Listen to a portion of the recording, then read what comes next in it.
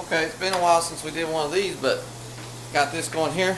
We're going to make quesadillas. That right there, ladies and gentlemen, is ground beef. Alright, just take that.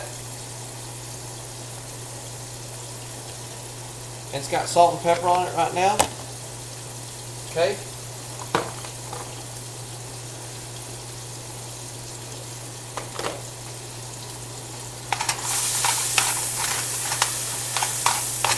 Just finished browning this up here. And these things are really unbelievably simple to make. You know, ground beef,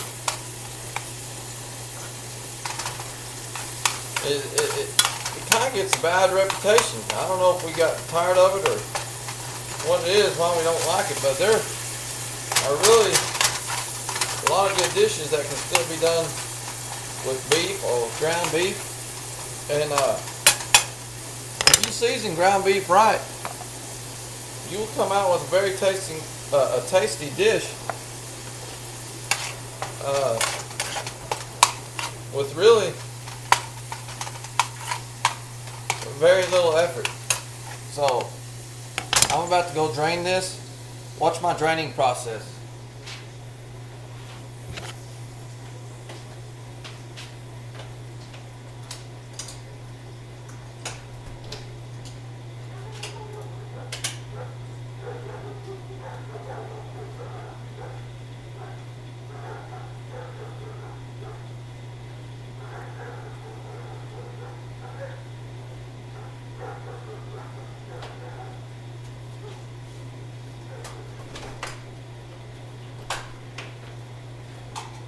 See that?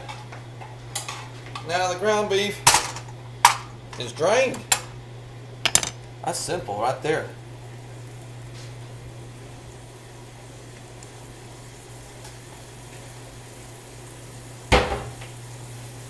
What we're going to do is we're just going to take our ground beef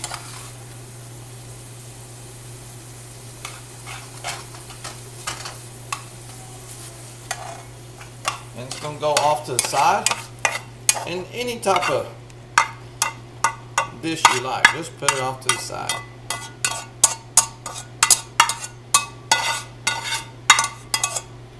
Put it off over there, anywhere to the side. And now look, here we got this, you know, country crock, this vegetable spread. It can be any kind of fat you want. It can be olive oil. It can be butter, regular butter, and all that would be just fine.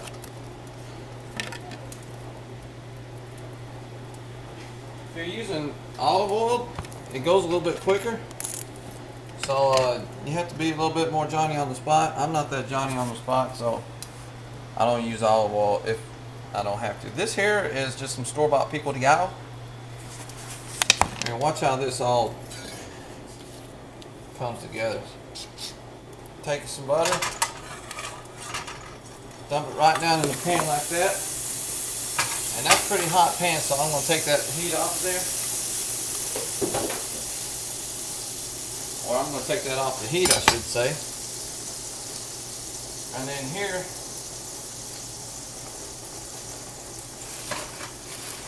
we have some tortillas.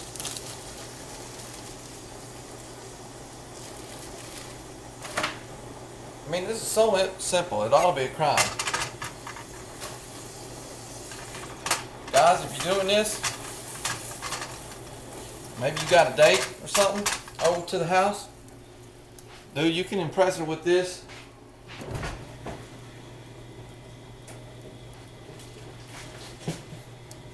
And it's nothing, and she'll think you're wonderful.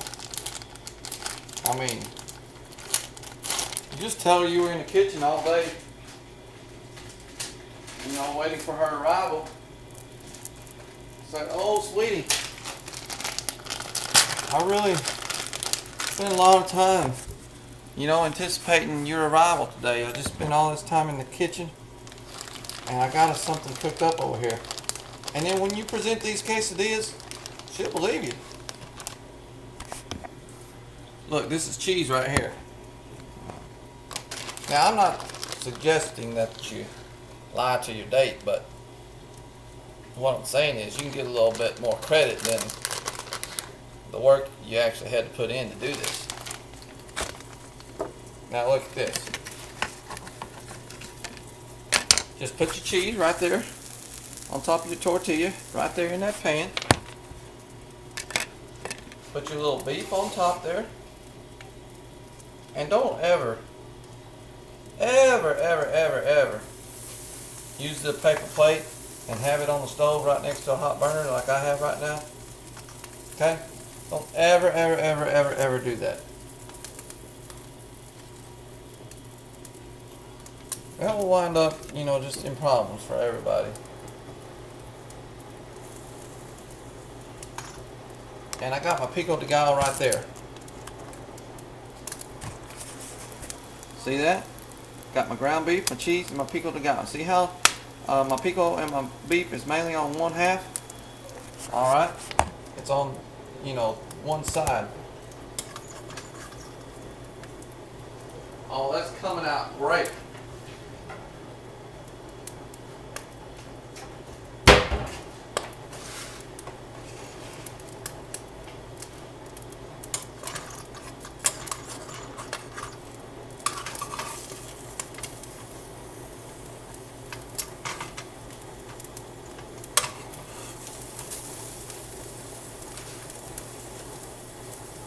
Alright, we're going to see if we can do one more of these in the time that we have allotted. YouTube is getting a lot more strict about their 10-minute rule, so we're going to have to adhere to that.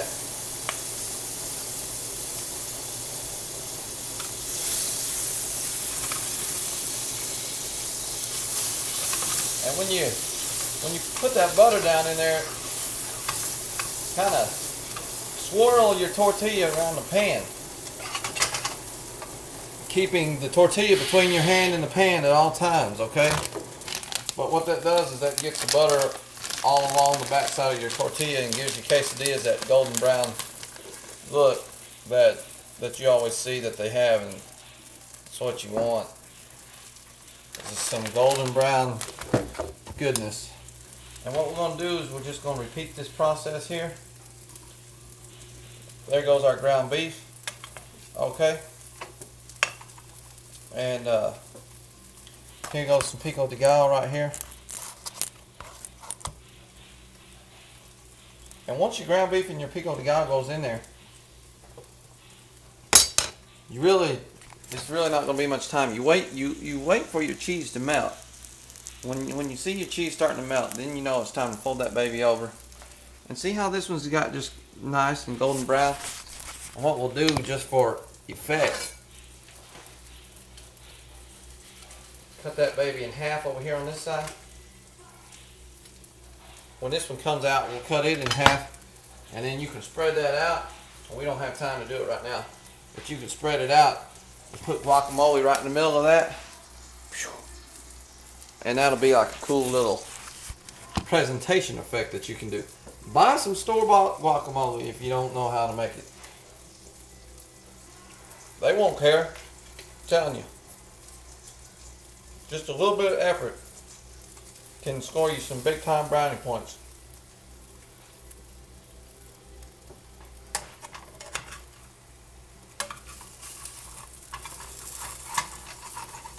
This one's coming along.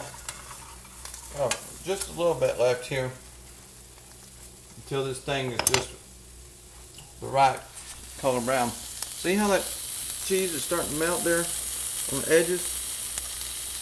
That's exactly what you want. You can lift this side up, kind of tell where you're at on your brownness.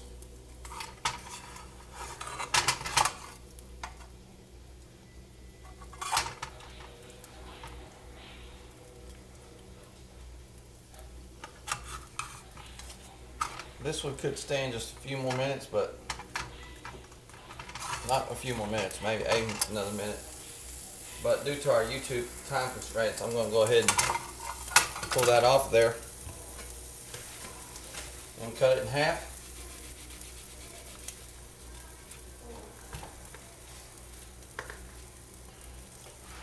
Now, if you started some Spanish rice before that, that'd be great. Look at that. You can't beat that. Easy. And major brownie points right there, guys.